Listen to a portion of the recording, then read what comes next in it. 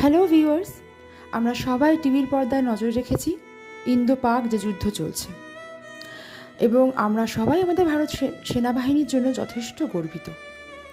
আসিদ মুনির তো বললেন উনি পাকিস্তানের জন্য শেষ রক্তবিন্দু অবধি লড়বেন। তা উনি আছেনটা কোথায়? সকাল থেকে তো ওনার কোনো খবর নেই, উনি নাকি ভ্যানিশ হয়ে গেছেন। তা লড়তে গেলে ইন্ডিয়ার সঙ্গে সামনে এসে লড়বেন না? কোন বাংকারে লুকিয়েছেন উনি? আজকে লেটেস্ট খবর অনুযায়ী তো ইরান আর চীনও পাকিস্তানের পাশ থেকে সরে গেল। তারাও নাকি টেররিস্টকে সাপোর্ট করে, সেরকম দেশের পাশে নেই। তো এবার পাকিস্তান তার ভিক্ষার পাত্রটা নিয়ে যাবেটা কোথায়? অলরেডি নাকি অনেক দেশে অর্থ সাহায্য চেয়ে পাঠিয়েছে।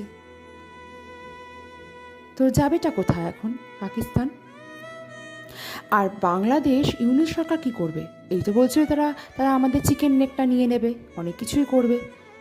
তো সেটা কি এখন বাংলাদেশ করবে? আমার তো মনে হয় সেটা করলেই ভালো হয়। চিকেন নেকটা তাহলে আমরা একটু এলিফ্যান্ট নেক করে ফেলতে পারি। 20 কিলোমিটারটা 40-60 এই আরও বাড়িয়ে প্রস্থ নিতে পারি আমরা। আর ছিটমহল সমস্যাটা বহুদিন ধরে যে সমস্যা, সেটাকেও মোটামুটি আমরা সলভ করে ফেলতে পারি। আপনাদের কি মনে হয় কমেন্টে জানাবেন। আমার তো মনে হয় ইউনিট সরকার করুক না চিকেন নেকে অ্যাটাক, সেটা মনে হচ্ছে আমাদের ভারতের ফেভারেই হয়ে যাবে। নিউ নর্মাল ওটাই হয়ে যাবে। ভারত বেশ সুন্দর করে গুছিয়ে পিওকে আর চিকেন নেকটাকে এলিফ্যান্ট নেক বানিয়ে একটা সুন্দর বড়সড় মানচিত্র ওয়ার্ল্ড ওয়াইড পাবলিশ করে দেবে। জয় হিন্দ।